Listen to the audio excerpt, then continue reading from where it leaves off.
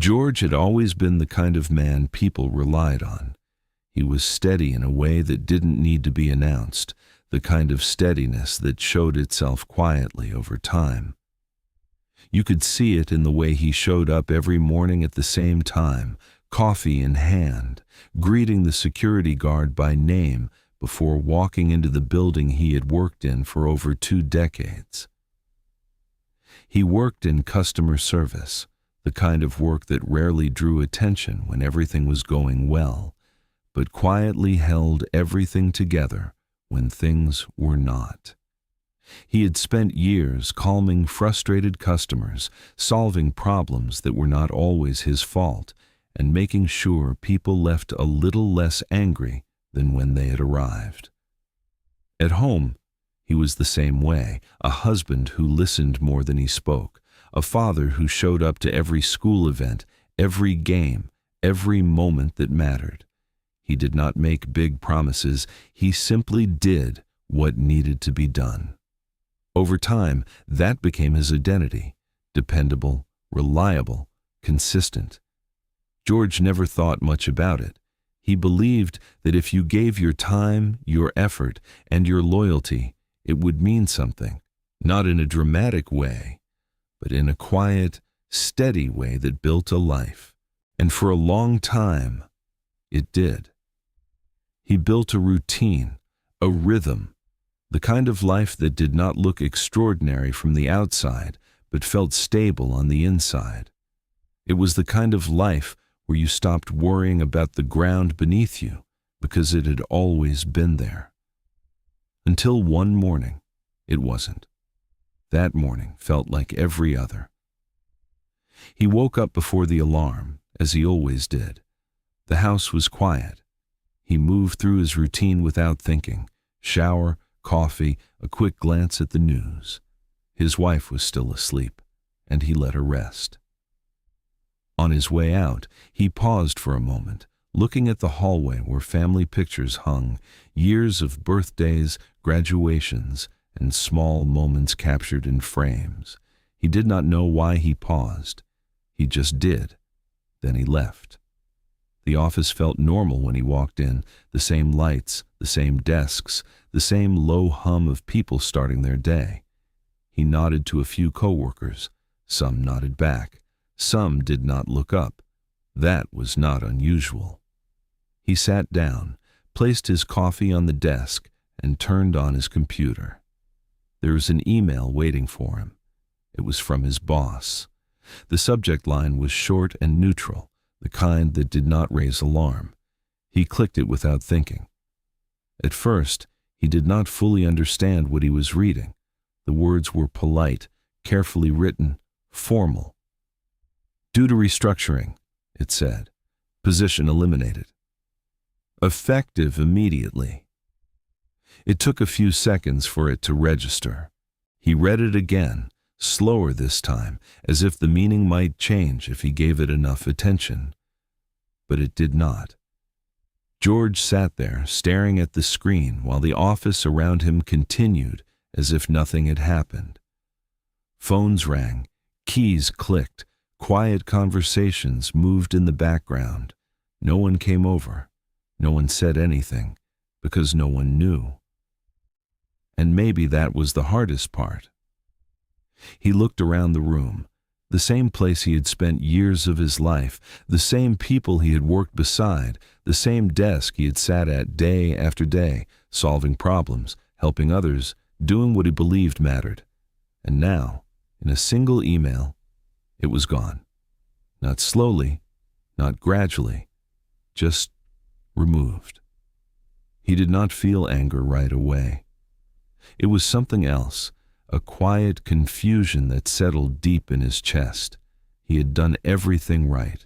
He had shown up. He had stayed. He had given his time. He had built relationships. He had carried responsibilities that were never written in his job description. And none of it had protected him. He packed his things slowly. There was not much.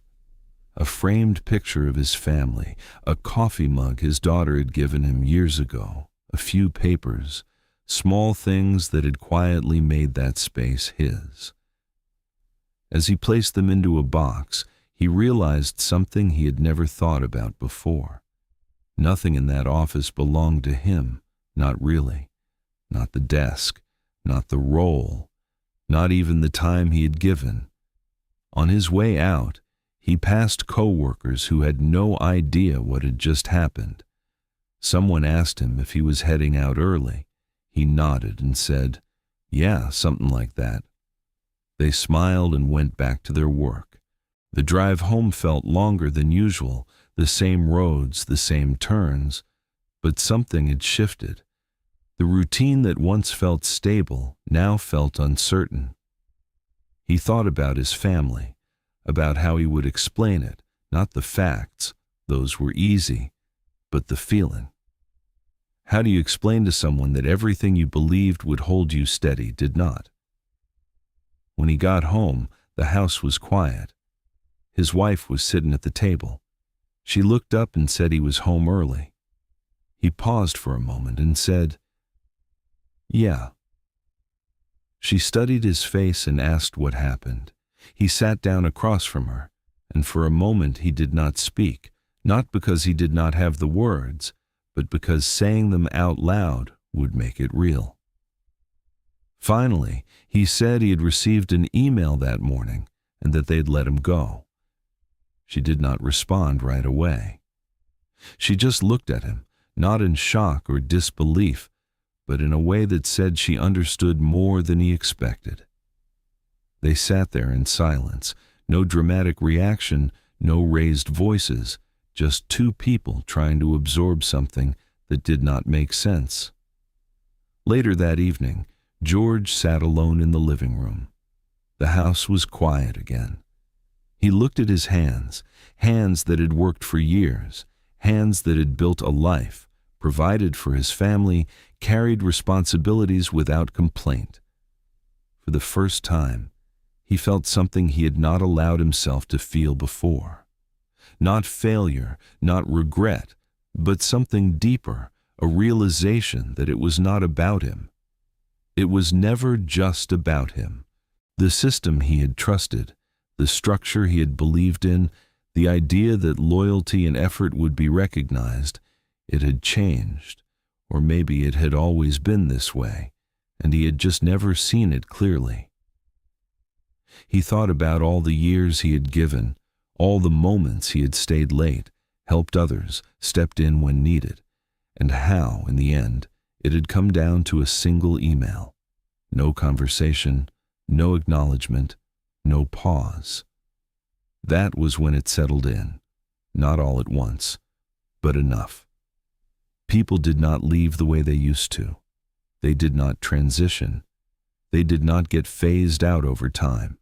They were replaced quietly, efficiently, without disruption.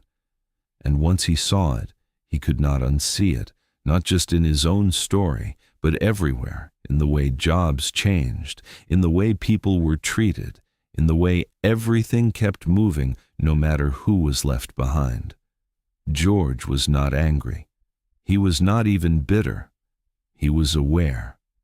And that awareness came with a weight, a quiet understanding that something fundamental had shifted, not just in his life, but in the way the world worked, where people once mattered and now they were interchangeable.